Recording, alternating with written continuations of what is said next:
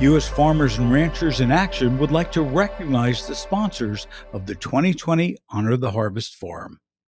Welcome to the U.S. Farmers and Ranchers in Action weekly video podcast for Wednesday, October 14th. I'm your host, Phil Lempert. Today, it's all about soil management, and with us to dig into the subject is Dr. Rattan Lal, Ph.D. Dr. Lal is a distinguished university professor and director of the Carbon Management and Sequestration Center at The Ohio State University, as well as IICA's chair in soil science and Goodwill ambassador. He was president of the Soil Science Society of America and the International Union of Soil Sciences. He researches soil carbon sequestration for food, for climate, for security, for conservation agriculture, and soil health. With an H-index of 157 and about 112,000 citations, Dr. Lal has authored almost 1,000 journal articles and mentored 360 researchers.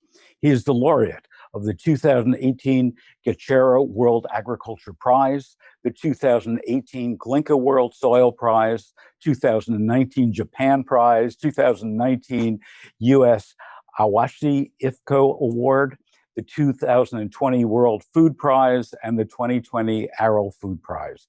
Dr. Lal, welcome to Farm Food Facts, and I'm sure I mispronounced a whole bunch of those prizes, but congratulations on all of them. I guess my first question is, how did you become so interested in soil? Well, first of all, thank you for inviting me to this very important program and for your very detailed introduction.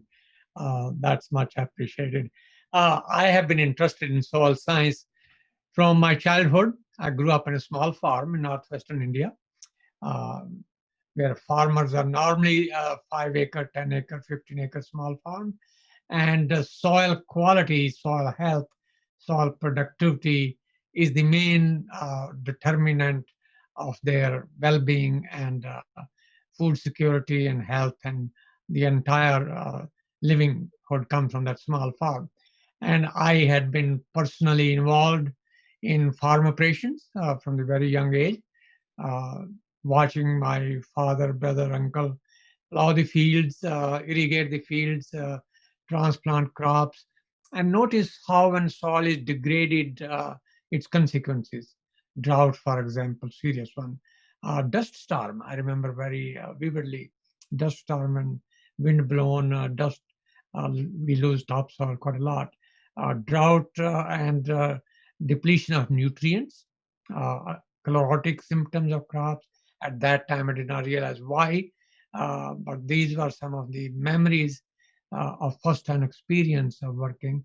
So my interest in soil goes back to that time. And when I had an opportunity to study in a college, and you had a choice of majoring either in genetics, plant breeding, or in entomology or plant pathology or soil science, I had more interest in soil than in other subject. And once I started, I really liked it from that time. Well, doctor, I must tell you, I'm embarrassed because my recollections of being a kid was just playing in soil, playing in the dirt, and you're making me sound like I missed this entire other world. No, but I also played in dirt, and but the dirt was a different kind. It was actually the part of a farm where we were, and that when it is on a farm, the dirt becomes the soil on which the crops grow. And that's a big difference. So what motivated you to pursue soil science as a career path? Well, I had interest in soil academically. And then, of course, as the luck would have it, I graduated from Punjab Agricultural University in 1963. And I was very fortunate. I had a top position in my university. And with that, I went for an interview in New Delhi for a master's degree, and the director of the Rockefeller Foundation in Delhi at that time, Dr. Ralph Cummings Sr., was also interviewing people that he would provide scholarship to study soil management for corn production for the Rockefeller program. And I was very fortunate. I got selected for the assistantship from the Rockefeller Foundation to study soil properties on corn production in India. So here was an incentive to be given an assistantship to cover your tuition and expenses and yet study. So that got me into doing research on soil science. And after I studied with Rockefeller Foundation, Dr. Cummings and my thesis advisor, one of the thesis advisor, his name was Dr. Bill Wright. So here I was in Delhi and had two professors famous in soil science. Dr. Ralph Cummings was himself a graduate from Ohio State. So that gave me a link. Also being at Ludhiana and Punjab, Delhi for my BS degree, Ohio State had a contract through USAID. So I had a good entry point into Ohio State. So I showed up here in Columbus, Ohio, exactly 55 years ago to do my Ph.D. degree. So soil science has been good for me. Yes, it sounds great with all those prizes. I can only imagine what your office walls look like and your bookcases look like. Talk to me for a moment about the kind of research that you're doing through the Carbon Management and Sequestration Center. I started this research of this type before coming to Ohio State as a faculty member. I was working in Africa, Nigeria to be exact. And for most of the sub-Saharan Africa, all the way from Senegal to Somalia, the region that I was familiar with, soil degradation was a problem. And the degradation was caused by plowing and deforestation and subsequently soil erosion. And one of the factors was leading to serious erosion problem was depletion of the soil organic matter content. So when you remove a forest and erosion happens, soil loses its organic carbon because it's a light fraction, it's easily moved away, and also it decomposes very quickly. And one of the solution was that we discovered there, if we can somehow maintain the soil organic matter content. And that process of maintaining organic matter content is what we technically call soil carbon sequestration. So that activity it was continued when I came here. And the process is to transfer atmospheric carbon dioxide through plant biomass, and plant contain carbon from the atmosphere through photosynthesis, and sequester it in the soil so that it's not decomposed immediately. And the way the soil keeps it is three processes. Either that organic carbon reacts physically and chemically with clay and silt, fine fractions, and becomes stabilized, or it can be transferred deeper into the subsoil so that it's away from the erosion and plowing part. And third, it can become a compound of organic substances which are recalcitrant. They have more longer. And these three mechanisms store carbon in soil so it's not re-emitted in the atmosphere. So this is one of the mechanisms of sequestration, and it's the organic. The other mechanism of soil carbon is inorganic. We have the carbon dioxide, which is evolved from the gaseous reaction through microorganisms, through roots. They respire CO2, and this carbon dioxide dissolved in water, either rain or irrigation, becomes carbonic acid, and carbonic acid reacting with cations, calcium, magnesium, potassium, precipitate as calcium carbonate. That is also carbon sequestration. So these two mechanisms of soil, and the third, of course, the trees, biomass of the tree. So this is together the tree and the soil. One mechanism in tree, two in soil, is called terrestrial carbon sequestration. And this is what the Carbon Management and Sequestration Center does. We try to assess, monitor, evaluate, model the rates of carbon sequestration in soils of different ecoregions globally, and evaluate the impact of that carbon in soil on production, both the quality and the quantity of the food produced. We also evaluate the impact of that carbon on soil water retention, both the quantity and the renewability, on biodiversity. These are called ecosystem services. So in addition to evaluating rate of carbon sequestration, we also assess ecosystem services. And the third thing that we do is try to find out whether we can mitigate and adapt, both adaptation and mitigation of climate change by carbon sequestration. So those are the activities. We do it primarily on a global scale. And the reason and the mechanism of us doing globally, we are very fortunate to have visiting scientists, graduate student, postdoc from around the world. As of now, we had more than 380 visiting scholars come from around the world with us and work. So their work make us a global institution. So there's no question in my mind that there's no one on this planet who knows more about soil science than you do. Is there any particular emerging area in research that has you the most excited? Impact on productivity. For example, we calculated that if we can increase carbon in soil by 1 ton per hectare in the root zone, we can increase grain yield of corn, for example, for the same input of fertilizers and by 300 kilogram per hectare, or Wow. 300 pounds per acre. So it saves inputs. Similarly, you do not have to have irrigation as much as otherwise. So that's one part which is very exciting. The second part, of course, the quality of the food produced is improved. But more important these days, because of the climate change, soil has become a solution toward adaptation and mitigation of climate change. So these three things, food and nutritional security and climate adaptation and mitigation.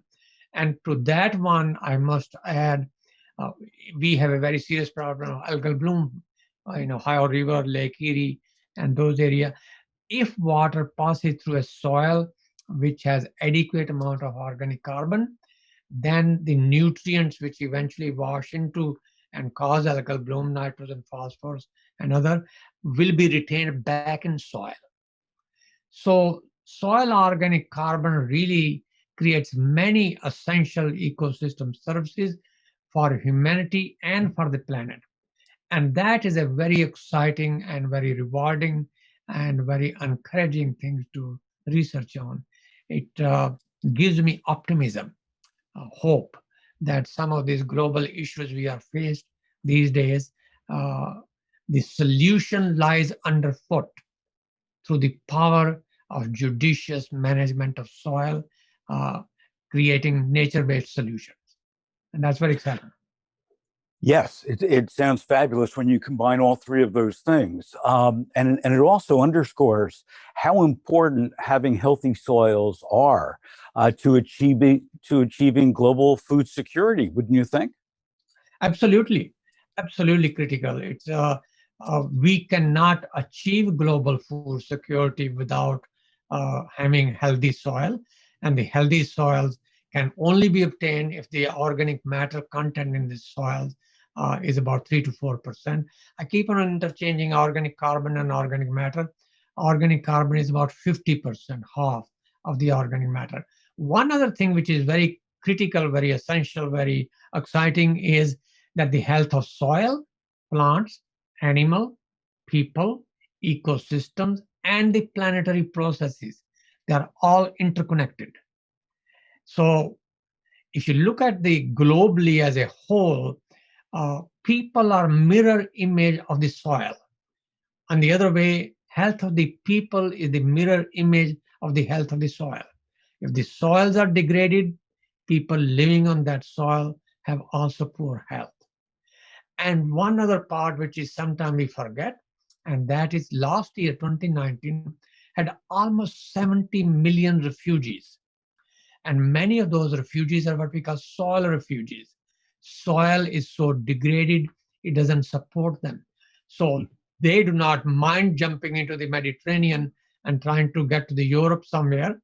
And in that process, as you know, the political map of Europe has changed. Yes. We have the same situation sometimes when we notice what is happening on our southern border. People who cannot stay on their land because the land doesn't support them, they are forced to migrate. And that is what happened. The other part is when people are desperate because their basic necessities are not met by the land that supports them and they're desperate, that is what causes fanaticism and extremism.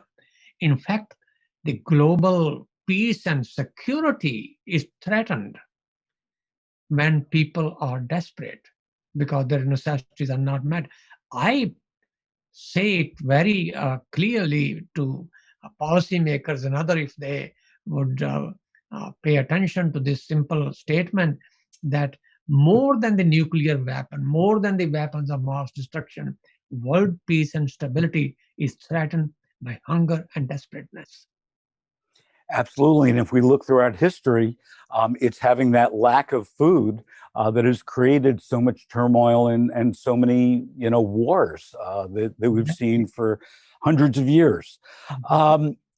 Every farmer and rancher that I speak with always talks about soil, how important it is.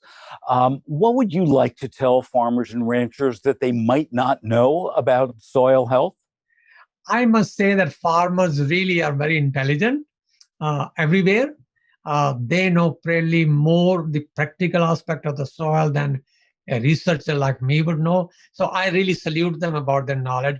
In terms of what I could tell them differently is that there are certain part of soil that we can quantify as a researcher, and I would like them to understand so they can feel the meaning of that. They can relate to what I'm talking about. For example, when we talk about soil carbon sequestration, I would say the rate of carbon sequestration by adopting improved practices is 1 ton per hectare per year, or 1,000 pounds per acre per year of carbon. From a farmer's point of view, it'd be much easier to say the soil tilth is friable. Soil is very fluffy. Soil has a darker color. It is more moist. It's more easy to crumble. So there's a difference in terminology. So somehow it is the scientists who have to learn how to communicate with farmers and with the policymaker in a language that we all are on the same page. And that is a part which I think requires how can we communicate with farmers so that our scientific knowledge and their practical experience can lead to synergism. And from that point of view, the policymaker, the same thing, the research table are good for publication, but policymakers have to understand what are its implications that they can enable farmers to do what the scientific community think is more appropriate for farmers in terms of improving soil health. So you've talked about the policymakers, you've talked about the farmers, you've talked about the scientists, all that have to be synergistic. What about society? What should society do to support farmers in the adoption of sustainable agriculture practices? We hear a lot of people writing about it, a lot of people talking about it, but I'm not sure we're seeing a lot of action on it. Thank you. That's a very important part. I want to answer that from two perspectives. One is that society should be willing to pay farmer the price for good produce that we consume. As consumer, if we demand a good quality product, then the farmers are required to adopt certain practices to produce it, should be rewarded for that. And that is what I call payment for ecosystem services. For example, a ton of carbon, if a farmer sequesters for all the opportunity cost of the crop residue, which goes back on the land, additional nutrients, opportunity cost, another thing. I have calculated that according to 2014 Chicago price, about $130 per ton of carbon. And if a farmer is sequestering half a ton of carbon, that's $65 per hectare. That would come to, on an acre basis, maybe $25 per acre. Or if it is 1/3 of a ton, you're talking about $16 per acre or $40 per hectare. So somewhere between $16 and $25, 16 per acre and 25, depending on half a ton or 1/3 of a ton, society should be willing to pay. So that's one part. So policymakers should create an act. Fortunately, by the way, there is an act being discussed right now as we speak, growing soil climate health act, something to that effect. So that's one part which is very important on us. The other part is, in the US, we have Clean Air Act, we have Clean Water Act. We expect clean water and clean air without having healthy soil? Impossible. So if we want to have clean water and clean air, we must have healthy soil. So we must have a Soil Quality Act or Soil Health Act, uh, where we can protect soil. So it's those trinity of three acts: air, water, and soil being the third. That act has not yet happened. And I think as a president of the Soil Science Society of America about 12, 13 years ago, as president of the International Union of Soil Science, I feel it is the duty of the scientific community to talk to our policymakers and convince them, explain them the need for Soil Health Act. So that's the second part. The third part is perhaps monetary reward, and perhaps the legal implication act may not be as effective always. Does not matter what religion you belong to, whether it's Judaism, Christianity, Islam, Buddhism, Hinduism, Sikhism, whatever. I have tried to summarize what these scriptures say about natural resources, about soil. All religion, commonality amongst them is protection and care and stewardship of soil, water, vegetation, natural resources, all of that.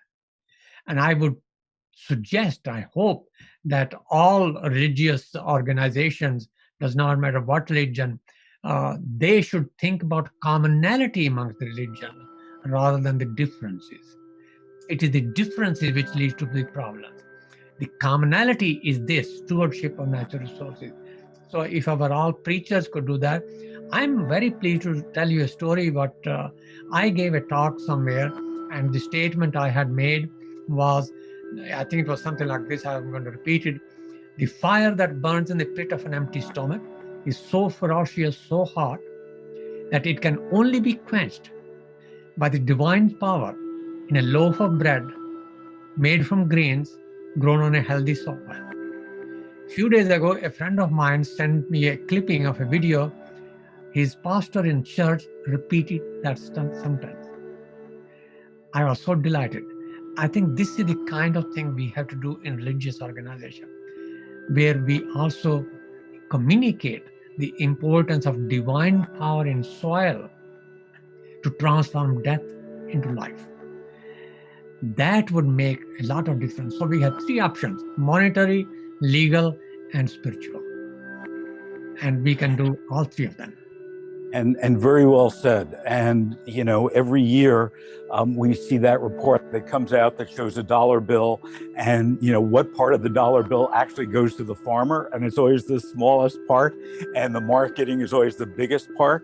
And to your point, you know, having the right spirituality and paying farmers and ranchers the proper pricing, if you would, I think that we've gone down the wrong path in the U.S. That, you know, our system has been built to have the cheapest food, the most efficient food on the planet, and we haven't thought about all the implications of all that. So, Doctor, thank you so much for your insights. Thank you for your spirituality, and keep up the great work. And thank you for joining us today on Farm Food Facts. Thank you for having me. U.S. Farmers and Ranchers in Action would like to recognize the sponsors of the 2020 Honor the Harvest Forum. Our movement sponsors, United Soybean Board and National Pork Board. Our presenting sponsors, Wells Fargo and Cargill. Our gold sponsors, Bayer, Dairy West, Nebraska Soybean Board, McDonald's, Nutrien, and the Foundation for Food and Agriculture Research. Our bronze sponsors, Purina and Ernst & Young. Our youth sponsor, Ruan, and our donor sponsor, Tyson. For more information on all things food and agriculture, please visit us at usfarmersandranchers.org. Also be sure to look out for us on Facebook at US Farmers and Ranchers and on Twitter at USFRA. Until next time.